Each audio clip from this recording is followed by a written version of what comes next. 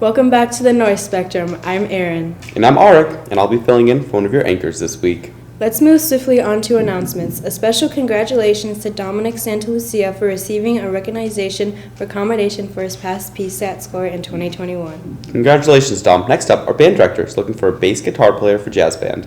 This player does not need to be enrolled in band, but does need to know how to read sheet music. Email Mrs. Pauline if you are interested. And one last reminder about the Reckless Driving Academy Driver's Ed course that starts October 31st. For more information, grab a blue flyer outside the front office or connect with Miss Bondi.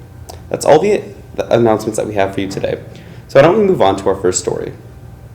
Before the school year started, the administration had to come up with some clever solutions for the locker shortage that started this year. More on that with Ruby, Joe, and Josh.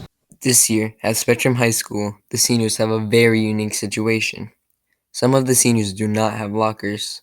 Miss Mayer from the CCC said there was a locker shortage because we have more students than we did lockers available. The shelves in here weren't used for anything else, so we decided we would try to use them that way, which provided many challenges. Lockers being in a hallway is a good thing because passing time and everything, whereas a cubby you have to come into a different room to get your stuff. Everyone can see everything, so I kind of have to hide stuff in my backpack and in the little basket that we have. It causes some bumps in the road. I share a locker with Maddie.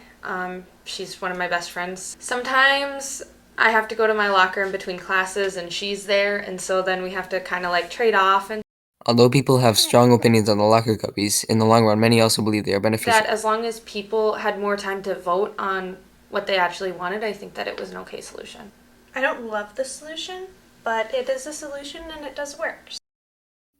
This has been Ruby, Joe, and Josh, Noise News. Thanks, team. Hey, Erin, how was your commute to school this morning? It was good. There was a lot of construction work being done, though. I've noticed a lot of that through this year. Me too. Why don't we hand it over to Ellie, Ari, and Bryce for some more information on that? With all the construction on Highway 10 and 169, drivers have to think of creative ways to get around it. I ride my bike to work.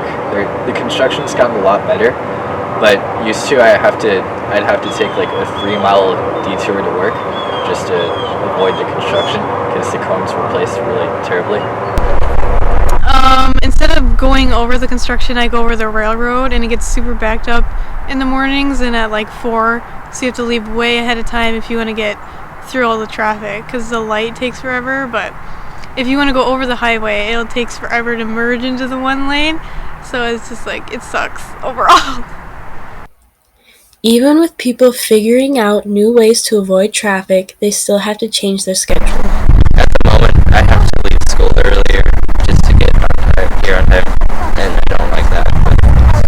I used to have to leave 30 minutes early just to get to work. I don't really care about getting on time to work, but sometimes you gotta be on time, so I'd have to leave early.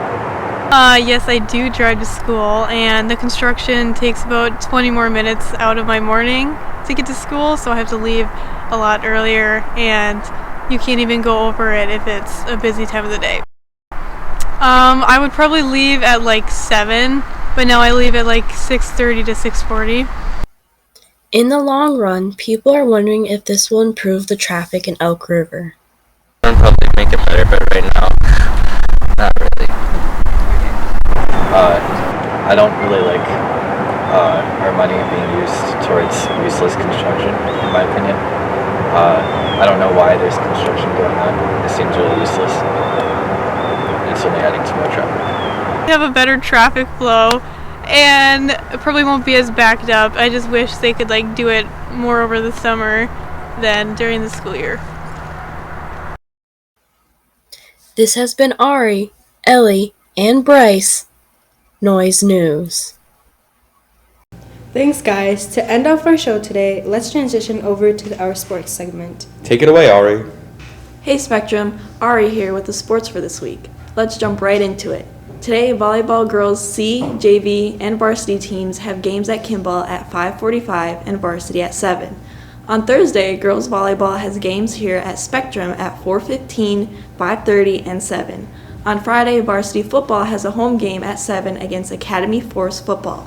That's it for sports. Thank you for tuning in. Well, Spectrum, we're all out of news for today. Thanks for tuning in. This has been Arik, And Aaron. keeping you In on the noise. Okay, we'll use that.